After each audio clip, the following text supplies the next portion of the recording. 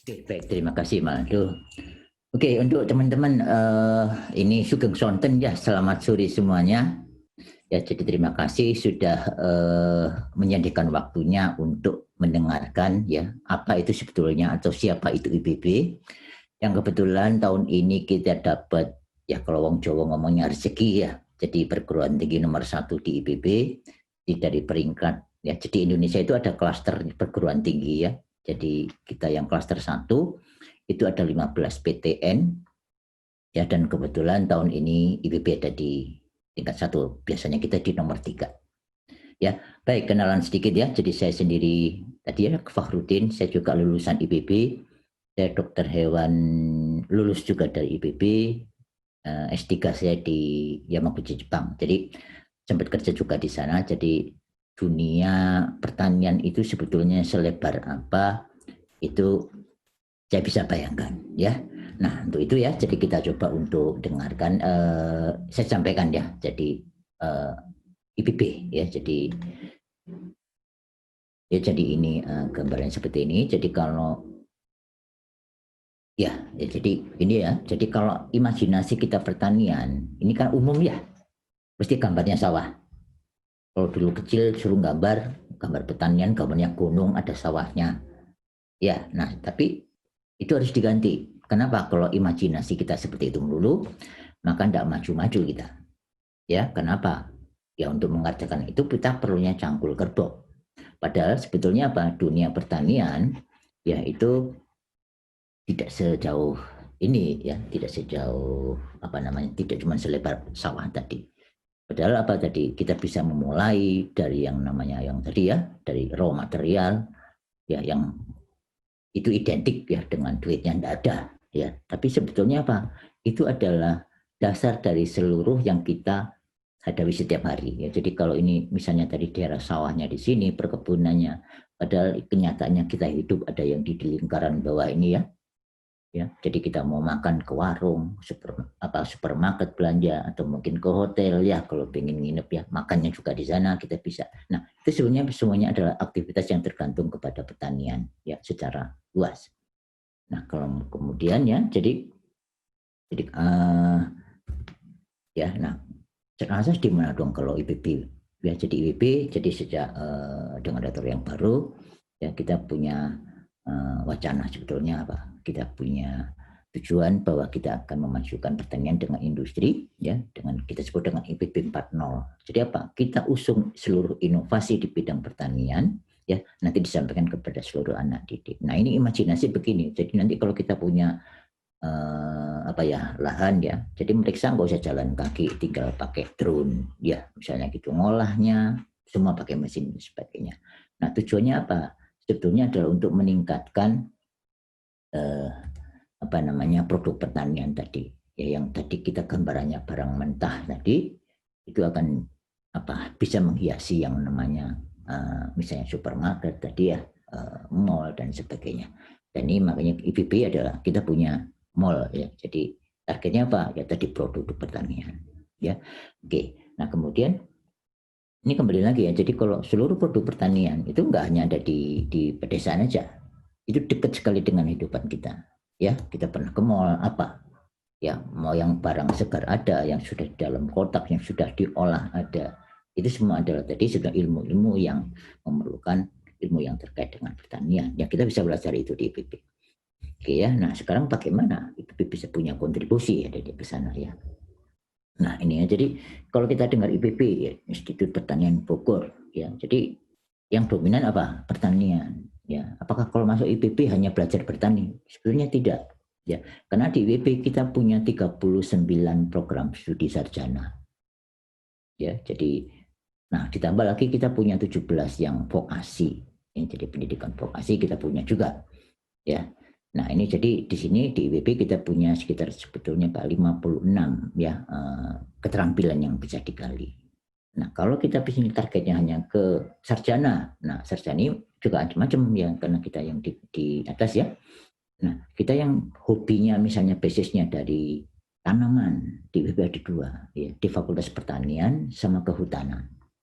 Ya, jadi dulu ya, itu yang khusus yang berkaitan tanaman. Yang bermain dengan hewan, Ya ternyata apa ada ya. Jadi ada kedokteran hewan, ada perikanan dan ada peternakan. Kita punya 3. Nanti saya jelaskan di belakang. Ya. Kemudian keteknikan kita juga punya ya di BP. Kemudian ekonomi ya. Dan enggak kaitannya dengan paten ada jelas ya. Nah, makanya kita punya ya. Nah, ditambah lagi kita punya ilmu-ilmu dasar yang nanti bisa dikaitkan dengan apa yang kita perlukan ya di dunia kerja. Ya, itu ada 9 ada 1 fakultas tapi prodinya ada 9 di sana. Iya. Nah, kita coba untuk bahas satu persatu. Ini contohnya jadi fakultas pertanian ya. Jadi kalau kita di katakanlah di Purwonegoro kita dengar fakultas pertanian itu nanti yang biasanya favoritnya itu adalah agroteknologi gitu ya. Nah, tapi di IPB dibagi-bagi lagi ternyata. Ya, nah, ini contoh yang di pertaniannya sendirian di fakultasnya. Ini adalah fakultas tertua. Ya, kita punya nanti prodi yang namanya manajemen sumber daya lahan. Ini akan menciptakan tenaga-tenaga ya sarjana yang ahli di dalam perencanaan lahan.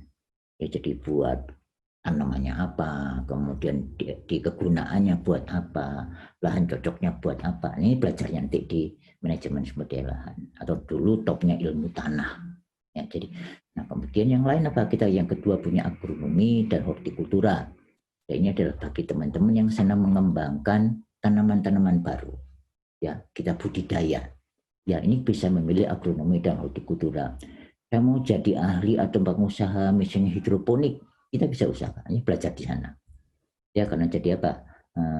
Pertanian itu kita sudah bisa masuk perkotaan ya sebetulnya. Ya. Ini kita belajar di agronomi. Kita misalnya buat apa ya nanas yang nggak pakai mata atau melon yang warna-warni, ini bisa belajar di agronomi dan hortikultura. Ya, ini budidaya. Ya. Nah, kemudian yang ketiga, kita punya profesi nanti dokter ya, dokter tanaman. Ya, kenapa? Biar sehat tanaman harus ada dokternya. Kalau tanaman sakit ada obatnya. Siapa yang tahu? Ya, dokter tanaman. Ya, itu yang kita kenal dengan ya proteksi tanaman. Ya, jadi kemudian yang keempat bagi teman-teman yang seneng gambar, ya nanti mau jadi arsitek. Ternyata di pertanian ada arsitektur lanskap. Ya, jadi apa itu? Misalnya kita menggunakan batang alam, ya kan. Kemudian kita gunakan tanaman untuk keindahan. Kerjanya di mana? Anda bisa kerja di misalnya di perkotaan ya, di PU misalnya bangun taman-taman kota, daerah untuk rekreasi, ya itu kita bisa belajar di sini. Ya. Nah, kemudian yang kedua yang senang tanaman itu adalah dari Fakultas Kehutanan dan Lingkungan. Ya, jadi kita tahu ya IPB adalah Indonesia adalah negara dengan hutan tropis yang terbesar nomor 2 di dunia.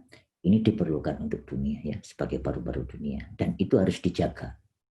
Ya, nah apa yang ada di sana ya yang kita pelajari di IPB? Satu, pengelolaan hutan. Ya biar hutannya tetap lestari ya meskipun dipakai ya nanti dengan teknologi hasil hutan ya kita olah hasilnya tapi kembali itu harus tetap dikelola. Ya, nah kemudian hasilnya hutan tadi ya kita gunakan teknologi. Ya contohnya apa sekarang? Ya kita gunakan rotan ya jadi sebagai inti fiber. Ya, jadi di IPB kita misalnya apa dari limbah ya limbah misalnya pelepah ya daun ya itu bisa jadi inti fiber. Ya, itu kita belajar nanti di teknologi hasil hutan. Nah kemudian yang senang jalan-jalan kita punya konservasi sumber daya. Ya, jadi banyak di sana ada yang hewan atau tumbuhan yang langka ini dikonservasi dan biasanya terkait dengan wisata ekologi ya.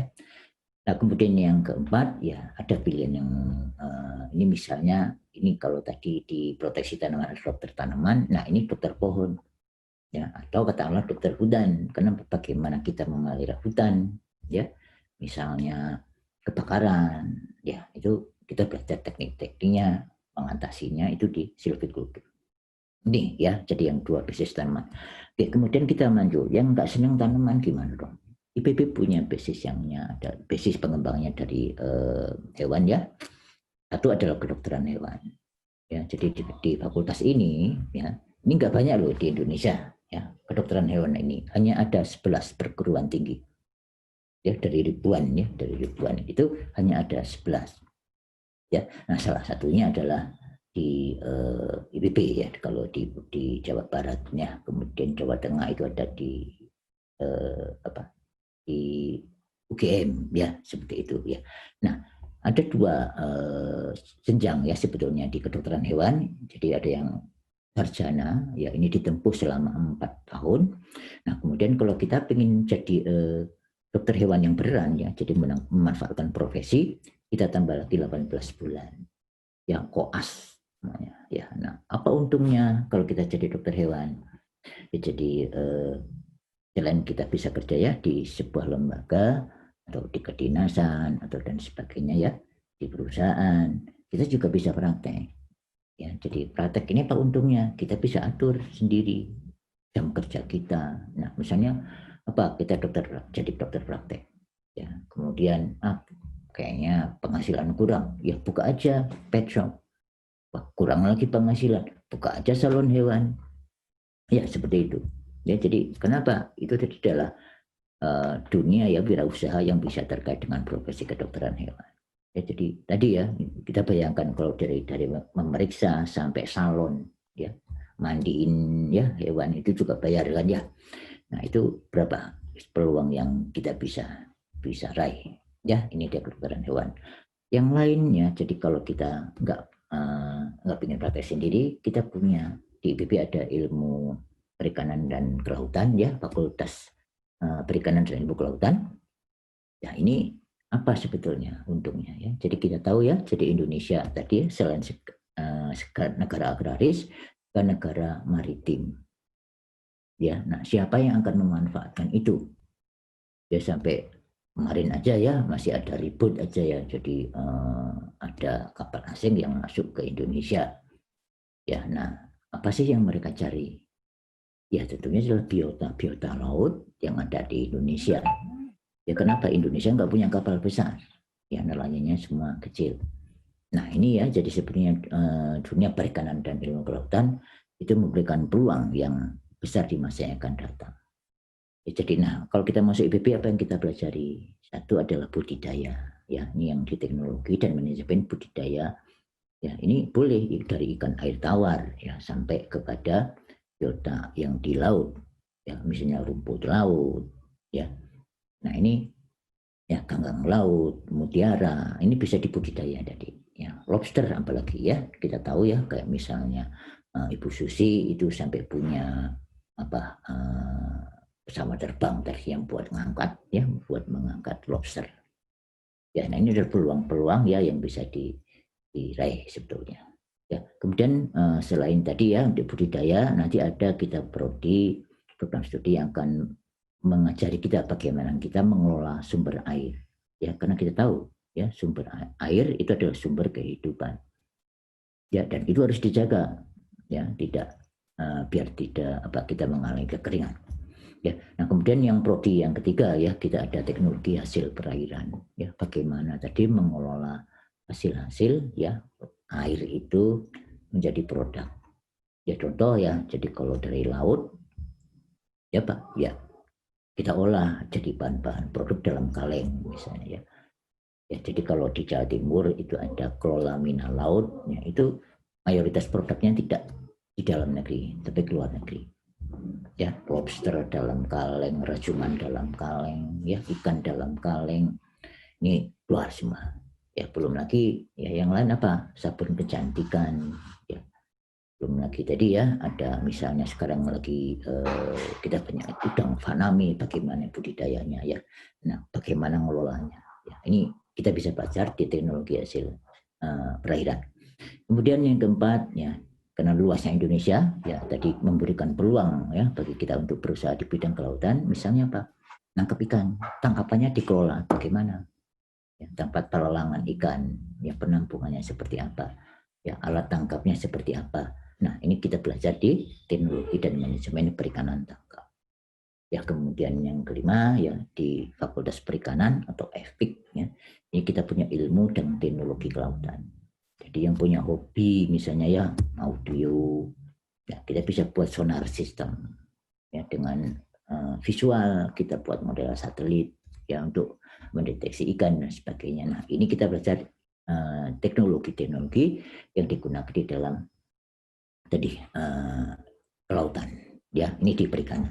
Ya, baik. Kita ke fakultas berikut. Ya, kita ada fakultas peternakan. Ya, jadi ini adalah tadi ya imbangan dari agronomi ya, misalnya. Jadi nggak hanya karbohidrat kita perlu ya. Kita juga perlu protein untuk hidup. Ya. Nah, di peternakan kita akan belajar apa? Produksi ternak. Ya, ini baik hewan yang tadinya apa ya untuk produksi daging, untuk produksi susu, produksi telur, ya lebah, ya dan sebagainya. Ini kita belajar di teknologi produksi ternak. Ya. Nah, kemudian untuk bisa produksi maka perlu nutrisi, ya perlu makan. Nah, di fakultas peternakan juga kita punya ilmu nutrisi, ya. Di sini ada prodi, nutrisi dan teknologi makan. Nah, kemudian kalau ini udah berhasil, ya apa? Ya hasilnya diolah. Ya, nah ini kita punya teknologi hasil ternak. Jadi contoh dari daging diolah jadi apa? Ya jadi susu, diolah jadi yogurt, jadi apa dan sebagainya. Ya, nah ini di fakultas peternakan. Ya, jadi akan mengolah apa tadi produk-produk ternak. Baik ya, kemudian kita yang ke berikutnya ya keteknikan. Ya, jadi kalau tadi dengar saya sebut agroteknologi, ya di IPB nggak hanya satu, kita bagi lagi menjadi 4 kategori. Jadi yang senang misalnya otomatisasi, ya itu nanti bisa belajar di teknik pertanian biosistem. Contohnya Pak, kita ingin buat jadi ya teknik hidroponik yang otomatis misalnya ya. Nah ini kita bisa belajar di teknik pertanian dan biosistem. Nah kemudian kalau kita bisa produksi, bagaimana meningkatkan nilai tambah? Ya kita belajar misalnya kita ubah bentuk pangannya. Ya, kita belajar di ilmu teknologi pangan. Ya, jadi contoh kita punya nih kenalan lah, punya kebun singkong. Boleh jual singkong murah. Ya udah kita olah jadi keripik apa dah misalnya. Ya, kurang keren, kita ubah jadi beras. Bisa enggak? Bisa. Ya, ini kita bisa belajar misalnya di teknologi pangan. Nah, kemudian yang lain, wah kalau gitu saya mau jadi misalnya skala industri, bisa enggak? Ya, bisa. Ya, jadi bagaimana kita membuat tadi ya pangan-pangan itu jadi awet, kemudian kemasannya seperti apa, ya kemudian ya jadi kita distribusi ya mau seperti apa. Ini belajar kita di teknologi industri pertanian. Ya, nah kemudian yang terakhir ya teknik sipil dan lingkungan, ya namanya juga teknik sipil ya. Jadi kita arahkan ya, jadi yang punya hobi ya teknik sipil ya kita arahkan. Ya, jadi misalnya untuk bangunan untuk keperluan pertanian, untuk irigasi, sekalian lah kalau enggak tadi bagaimana membuat teknik-teknik untuk industri pertanian. Ya, teknik sipil yang mensupport itu. Nah, kita belajar di sini. Ya, baik ini tadi yang dari Fakultas Teknologi Pertanian. Kemudian dan matematik ya, matematik dan IPA ini adalah menyediakan ilmu dasar ya yang tadi yang diperlukan buat kehidupan. Jadi kita punya yang senang angka nih, ada statistik, ada matematik, ada aktuaria. Ya, aktuarianya IPB itu nomor ya, kita yang dulu paling duluan, kita sekarang udah tahun keempat. Ya, yang lain masih di bawah itu. Nah, kemudian biologi dan kimia, jadi ilmu-ilmu yang nanti bisa diperlukan ya, jadi untuk kehidupan. Misalnya contoh dari suara bayi kita bisa buat alat deteksinya. Dari kimia kita bisa merancang kaki palsu dengan ya dari kulit telur ya dan sebagainya. Ya kemudian di IPB ya juga ada ilkomnya loh ternyata. Ya, jadi kita tidak spesial menyebutnya, tapi ini tersimpan di dalam ilmu dasar. Ya baik, kemudian kita tambah lagi sedikit ya. Nah kalau tadi kita bisa produksi, kita mau jual, kita perlu ilmu enggak? Perlu. Ya, di PP ternyata juga ada ilmu-ilmu ilmu ekonomi yang terkait dengan pertanian. Ya, yang notabene adalah ada risiko besar di sana. Ya kan ya. Jadi kalau kita nanam sayur, kita jual sayur, oke, masih seger nggak apa-apa. Tapi 3 hari kemudian, ya kan, wah kita misalnya nggak laku, berapa dong harga jualnya? Ya, nah ini memberikan peluang ya jadi pengembangan ilmu ekonomi secara tersendiri. Ya, nah apa yang ada di FEM ya, jadi Fakultas Ekonomi dan Manajemen Satu adalah ekonomi pembangunan. Ya, jadi bagaimana sih dampak pembangunan ya terhadap aspek ekonomi, misalnya kalau kita dengan dengar ya mau pindah ibu kota misalnya, ya kira-kira dampak ekonomi seperti apa? Itu kita pelajari di ekonomi pembangunan ya. Kemudian ada manajemen ini secara umum, udah jadi agribisnis pertanian, ya ini kita jadi pengusaha bidang pertanian, ya. Kemudian kita nanti juga akan bisa belajar ekonomi sumber daya, ya jadi daerah-daerah yang misalnya punya sumber daya alam apa yang bisa dimanfaatkan, ya ini kita bisa di situ. Kemudian yang terakhir kita punya ekonomi syariah yang sekarang ya ini banyak merajalela ya ilmu syariah itu diperbankan, ya. Nah jangan kaget makanya ya, jadi kalau orang-orang anak-anak IPB ya ternyata juga banyak yang berkembang di perbankan ya, jadi jangan kaget. Oke ya, nah kemudian yang berikutnya ya punya Fakultas Ekologi Manusia. Ya, apa yang ada di sana? Ya, ini ilmu yang mempelajari ekologi manusia. Ya, ada ilmu gizi. Ya, ini nomor satunya IPB. Ya, jadi kalau di perguruan tinggi lain ya, kedokteran itu paling favorit. Di IPB yang paling favorit adalah ilmu gizi. Ya, ini ya. Nah, kemudian ada ilmu keluarga dan konsumen. Nah, ini macam-macam ilmunya. Kita boleh ya berpendapat, oh ilmu untuk keluarga boleh. Ilmu bagaimana kita mencari konsumen itu juga boleh. Ya, jadi kalau kita ingin buat produk, kira-kira konsumen pengen apa? Ya, kita survei dulu. Ya. Nah, kemudian ada yang terakhir adalah ya prodi komunikasi dan pengembangan masyarakat. Ya, ini adalah bagaimana kita mengembangkan satu ya komunitas tertentu atau mengembangkan masyarakat pertanian melalui komunikasi. Ini nanti kita lihat ya, di ilmu komunikasinya IPB itu canggih ya, sampai kita dapat penghargaan nomor 1. Ya. Oke, yang terakhir ya, ini adalah fakultas paling muda, yaitu adalah sekolah bisnis. Ya, nanti kan mengajarkan kita jadi pengusaha atau jadi konsultan bisnis. Ya ini studi bandingnya ke luar negeri ini kalau yang di sini ya. Baik, kemudian tadi yang S1 tadi ya. Nah sekarang S1 yang vokasi kita juga punya ya. Di sini ada 17 program keahlian. Mungkin nanti bisa diakses di webnya. Baik ya. Nah, sekarang kalau kita masuk IPB gimana, adik-adik? Ya, kita punya jalur masuk ya untuk PTN itu adalah 2 jalur yang diatur pemerintah, yaitu SNMPTN dan SBMPTN. Ya, kalau SBMPTN ya seperti yang sudah terjadi ya harus dilihat UTBK dulu. Nah, kemudian IPB juga punya mandiri yang porsinya ya sebetulnya nanti ya di belakang itu hanya 20%. Nah, jalur yang mandirinya IPB yang ikut tes namanya UTMPK, ini basisnya komputer. Nah, ada juga kita punya yang jalur yang hanya dipunya oleh IPB, yaitu ketua OSIS. Ini hanya daftar administrasi, kita nggak pakai tes, kita seleksinya berkas. Ya, prestasi internasional dan nasional tidak pakai tes, kita hanya pakai berkas. Ya. Nah, BUD ini adalah bagi pemerintah daerah ya sebetulnya yang sudah punya beasiswa. Nah, kemudian IPB juga punya kelas internasional yang ditujukan untuk warga negara asing ataupun nasional Indonesia ya kita punya ya. Nah ini tadi ya jadi porsi ya jadi 40% SNMPTN, SBMPTN, kemudian yang 20% adalah mandiri. Oke ya. Nah kemudian kita sedikit lagi ini ya.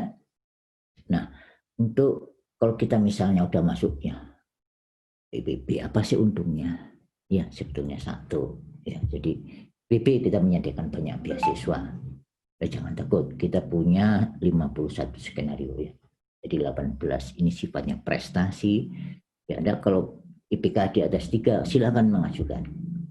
Ya, nah selain itu kita punya 33 macam ya beasiswa yang sifatnya adalah bantuan bagi kesejahteraan.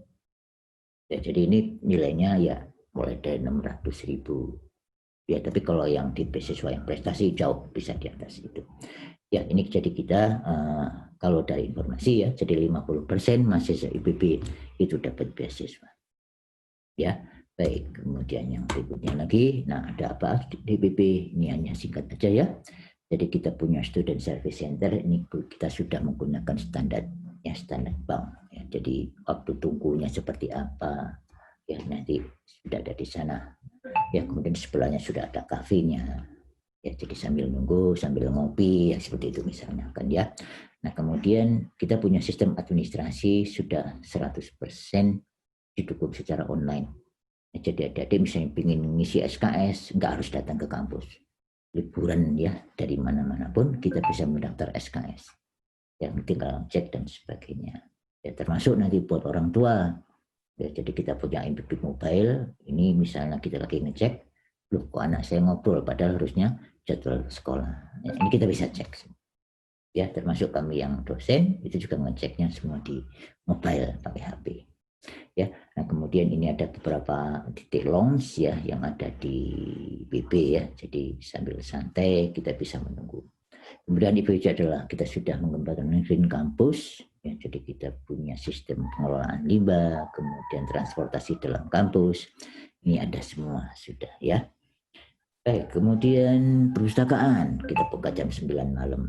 Ya, jadi mulai dari textbook ataupun yang online semuanya sudah ada di IPB. Jadi nggak usah jalan-jalan ke perpustakaan PT yang lain. Ya, kemudian nah IPB kalau anak-anak yang bagian yang jauh ya, nggak usah khawatir, kita punya asrama. Ya, ini selama 1 tahun itu di IPB dulu wajib. Tapi sekarang ya di musim COVID ini wajib di rumah. Ya, baik ya. Nah, kemudian ini kalau nanti ya, kalau kita masuk ya, sudah zaman offline, ini kuliah tahun pertama, gedungnya seperti ini menampung 4.000 mahasiswa. Ya, nah kemudian yang lain kita punya gimnasium, silakan dipakai. Ini full, ini seminggu bisa digunakan oleh mahasiswa. Ya, kemudian yang lain, nah kemudian dengan apa yang IPB punya, apa sekarang prestasi IPB? Tadi ya kita sekarang ada di posisi nomor 1 ya di Indonesia. Kemudian di ya untuk yang bidang tadi pertanian kita nomor 74 dunia ya. Kemudian untuk yang buku-metrik ya tahun lalu kita di posisi 4. Kemudian di Asia kita nomor 130. Ya, ini prestasi yang internasional ya, termasuk ini ya. Jadi ada beberapa yang mengangkat ya IPB sebagai perguruan tinggi favorit ya dengan spesifik pertanian ya. Nah kemudian ini tadi ya, jadi IPB adalah perguruan tinggi inovasi yang jadi ya, banyaknya bidang pertanian yang bisa dikembangkan itu membuka peluang kita untuk berinovasi seluas-luasnya ya, sehingga kita mendapatkan penghargaan baik yang namanya Widya Grida ya ataupun yang Widya Padi. Ini keduanya adalah penghargaan terhadap inovasi ya. Kemudian kita juga Sinta ini adalah paten ya, jadi paten tadi inovasi ya, kita juga dapat nomor 1 IPB. Yang lain banyak lagi ya. Ini tadi ya ilmu komunikasi IPB kalau diaplikasikan juga bagus ya. Kita untuk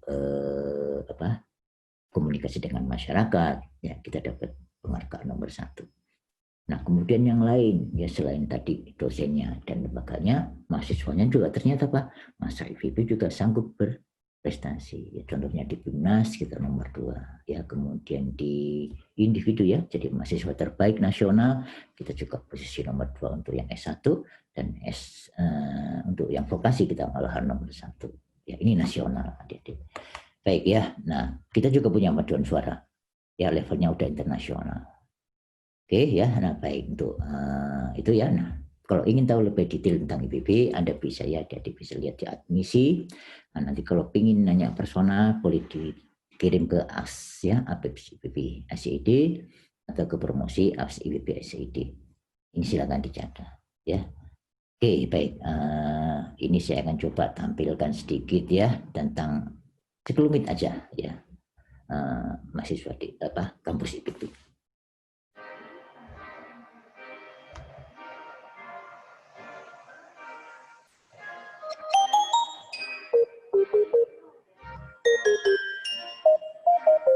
Hai guys, selamat datang di IPB University.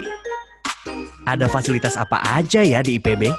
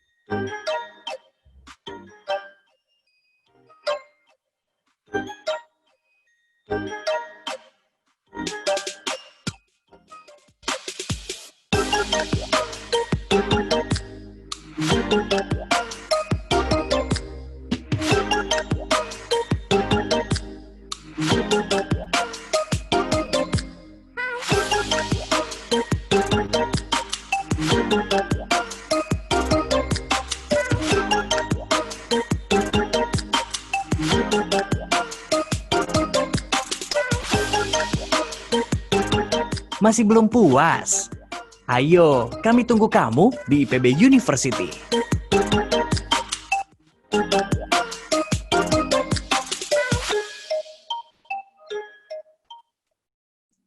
Oke, demikian tadi ya sekilas tentang Institut Pertanian Bogor atau yang sekarang kita kenal sebagai IPB University.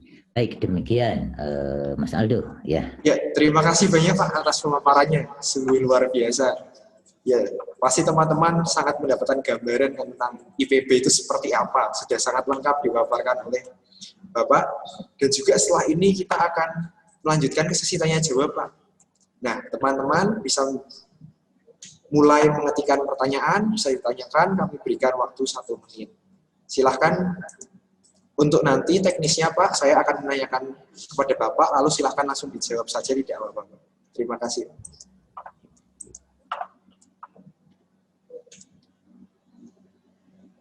Ya, silahkan teman-teman. Ya.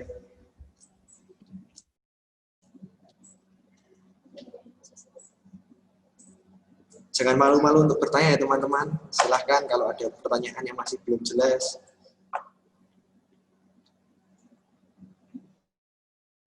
Oke, sudah masuk Pak beberapa pertanyaan.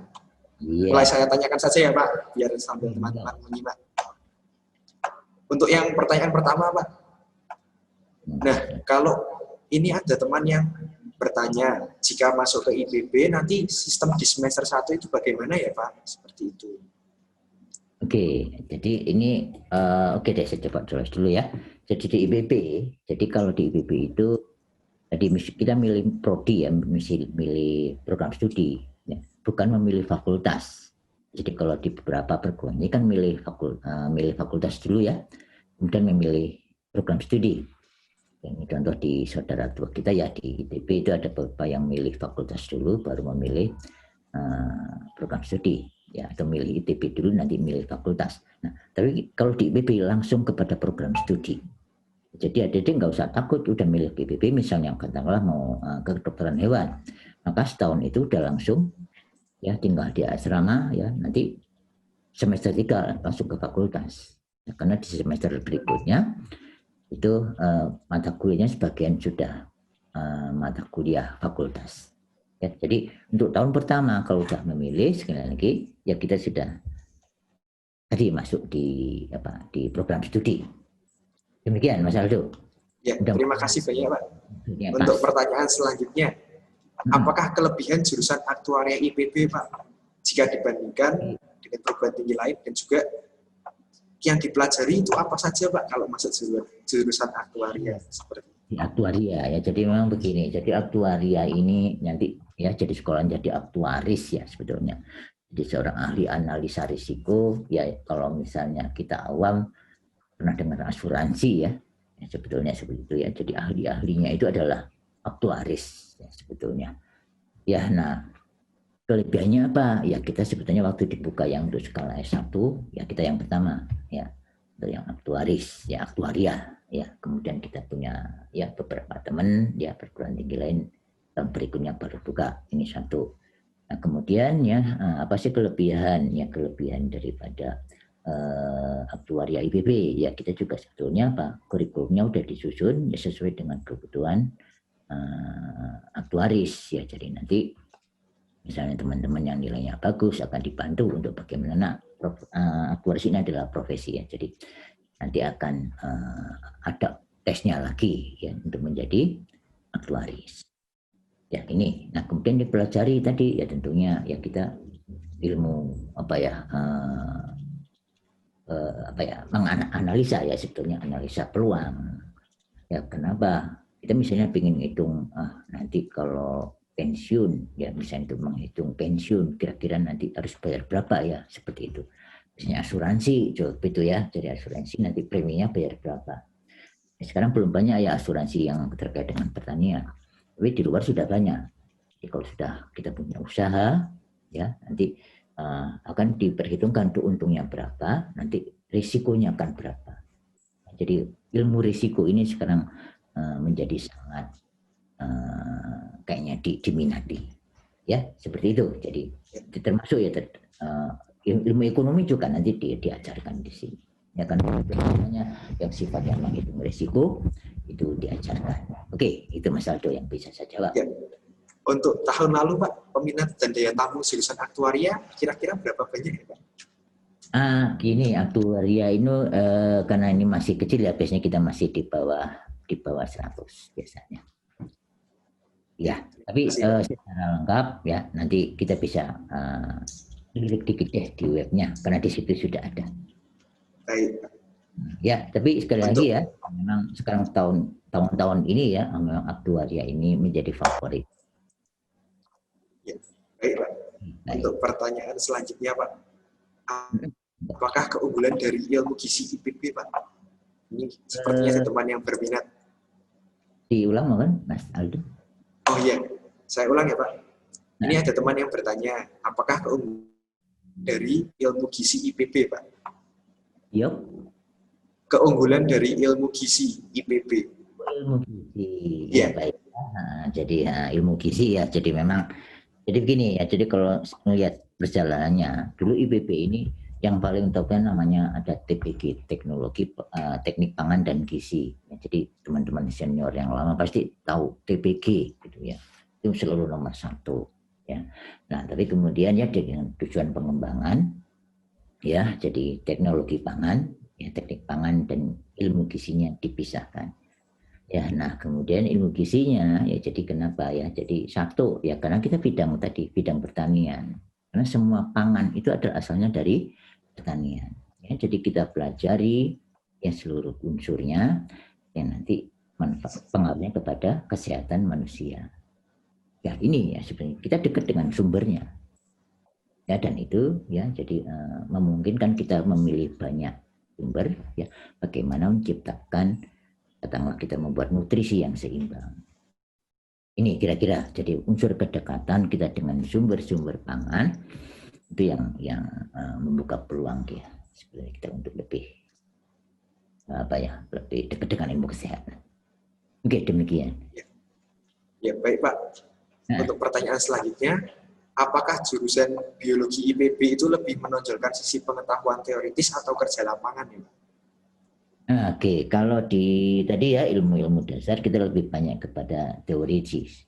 Ya, sebenarnya karena ini justru membuka peluang ya kita atau beradaptasi dengan situasi yang ada. Ini contoh aja ya, misalnya isi tentang soal tangis bayi. Ya. Selalu ngerti nggak tangis bayi? Tahu Pak. Ya nggak tahu juga ya. Jadi kan sama ya kalau saya dokter hewan, ya bagaimana hewan berkomunikasi saya juga tidak ngerti. Ya, tapi itu punya pola kan ya sebetulnya ya. Jadi bayi itu menangis ada polanya. Ya. Akhirnya apa pola ini dipelajari. Kemudian akhirnya apa diinterpretasikan. Maka kemudian ada dosen dan kelompok penelitian itu kemudian menciptakan aplikasi penerjemah tangis bayi. Nah, emang parameternya ya itu mereka yang tahu, tapi contohnya oh itu tangis kalau bayi pipis pingin ganti popok, oh itu tangisan pingin digendong, itu tangisan lapar dan sebagainya.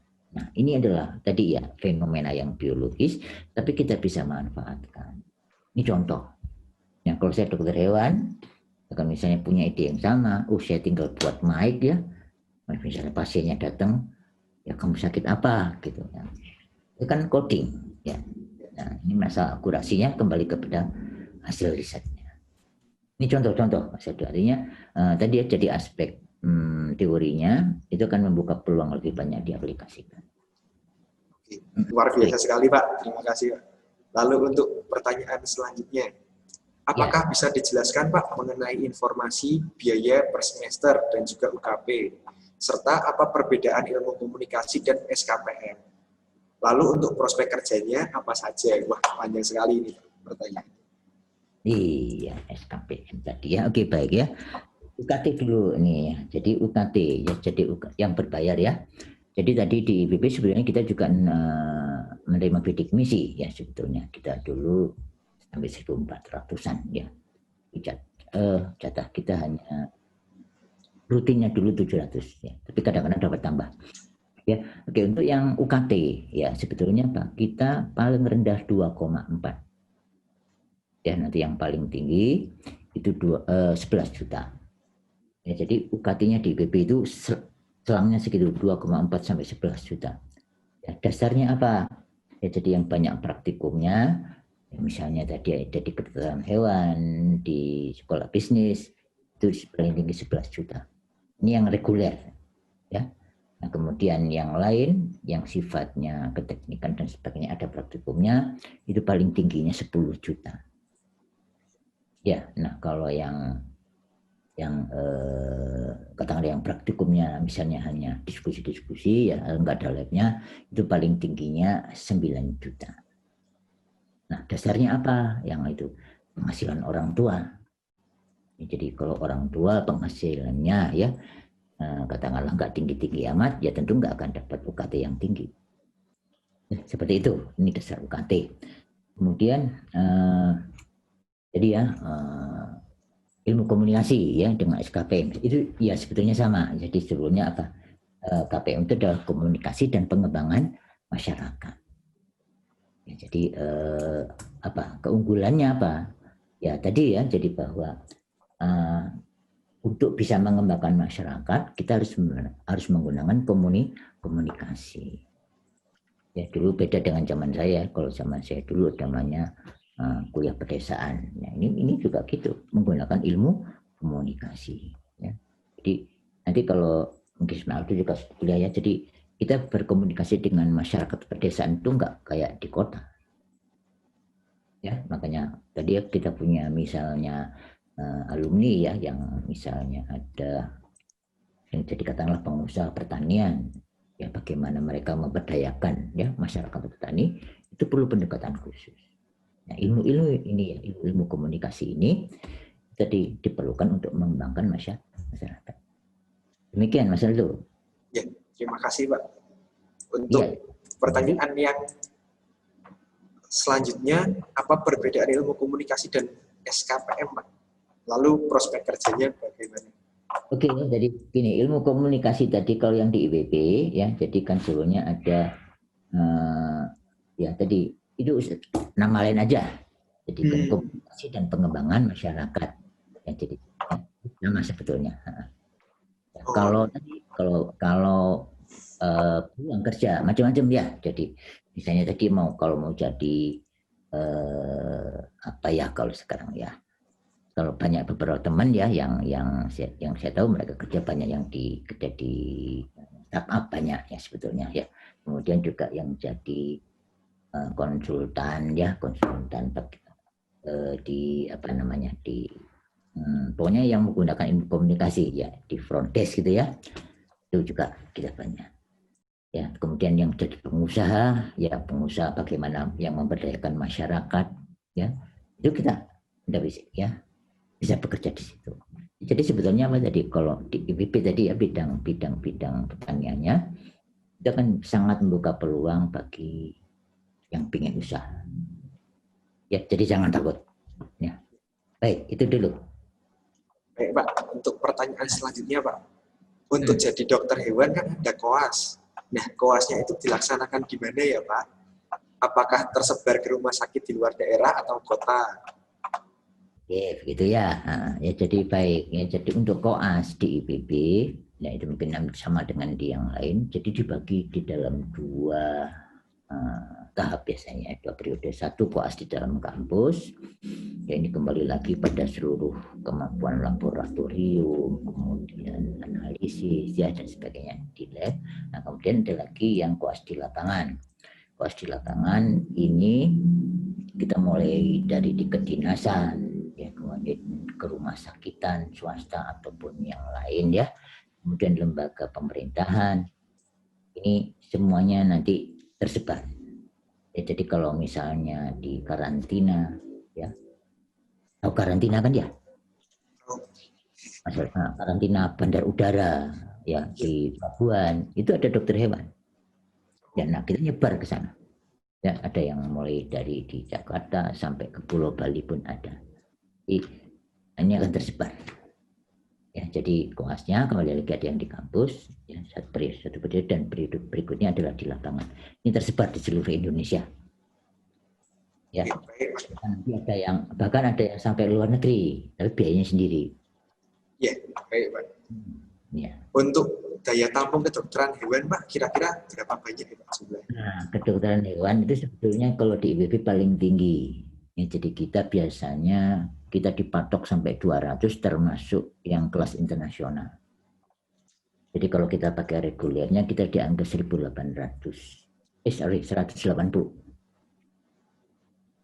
Ya 180 kursi lah kira-kira segitu. Jadi yang banyak memang kedokteran hewan karena fakultasnya hanya satu. Ya prodinya. Lalu Pak, untuk pertanyaan selanjutnya, wah ini masih pada antusias bertanya ini teman-teman. Iya, monggo. Untuk prospek lulusan S1 agronomi dan hortikultura itu bekerjanya sebagai apa Pak dan di mana?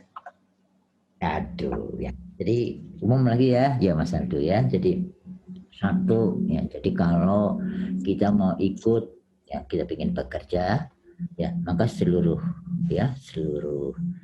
perusahaan yang tadi melibatkan ya produk pertanian ya, contohnya di kelapa sawit, Anda bisa bayangkan di mana kira-kira kalau kelapa sawit banyak ya perusahaan Sinarmas kita bisa, Astra kita bisa ya kan, kemudian industri pangan yang lain Unilever ada, apalagi Indo itu banyak ya, orang tua grup itu misalnya juga banyak ya. Jadi itu peluang yang kita bermain ya. Jadi perkebunan PTBN itu kita bisa bekerja di sana. Mau jadi wirausahawan ya, jadi misalnya kita buat pertanian perkotaan ya, jadi nggak perlu lahan, nggak perlu tanah, kita cukup dengan tadi media tanam ya, atau media untuk hidroponik misalnya, kita bisa jual sayuran pun bisa ya. Itu peluang-peluang yang bisa digarap ya sebetulnya. Berarti intinya teman-teman tidak perlu khawatir ya Pak untuk peluang kerjanya. Artinya apa? Gini ya, jadi kalau saya agak luas sedikit ya, selama orang perlu makan maka pertanian diperlukan ya. Kebayangkan ya itu ya, karena kalau kita mikir panjang, semua yang kita makan asalnya dari pertanian, cuman bentuknya berubah. Untuk pertanyaan selanjutnya Pak, untuk teknik sipil dan lingkungan, apakah yang dipelajari hanya spesifik bidang pertanian atau secara umum? Oke ya, jadi untuk sipil tentunya memang secara umum ya, kita akan diberikan dulu teknik-teknik sipil secara umum pemahamannya. Nah kemudian karena kita ada di core pertanian, maka ya tadi spesifik yang tadi juga diberikan ya. Jadi untuk penguatannya itu diberikan yang lebih terkait dengan pertanian. Jadi jangan takut ya, jadi sebetulnya ilmu umumnya tetap diperlukan. Masuk yang mirip ya, yang tadi dengan arsitektur lanskap, teknik gambar kita belajar. Ya, nah kemudian yang spesifiknya itu juga jadi penguatan tersendiri. Ya demikian, Mas Aldo. Ya Pak, terima kasih banyak Pak. Ini sesi tanya jawab sudah berakhir Pak. Nanti mungkin jika teman-teman tidak bertanya lagi bisa lewat link yang sudah diberikan tadi ya Pak pada saat presentasi. Termasuk kalau misalnya WA pun, jadi ke sekolah kan sudah disampaikan ya. Jadi kalau nanti ada beberapa teman yang ingin ketemu lagi pakai Zoom, mungkin saya akan bisa sediakan. Jadi tinggal saya aja diberitahu, monggo. Baik, terima kasih banyak ya Pak. Terima kasih banyak Pak. Nah, untuk sesi setelah ini kita akan melakukan satisfaction survey bagi teman-teman peserta. Nah, sebentar lagi akan muncul di layar teman-teman. Nah, sudah muncul, bisa diisi ya teman-teman. Jangan sampai terlewatkan. Ini sangat berguna untuk kami panitia mengetahui bagaimana tanggapan teman-teman sih mengenai BIDIKTI ini. Nah, waktunya hanya 1 menit teman-teman. Bisa langsung segera diisi ya. Oke, untuk teman-teman yang masih belum isi nih, masih ada kurang lebih 11 orang. Yuk, isi. Ayo, semangat, semangat.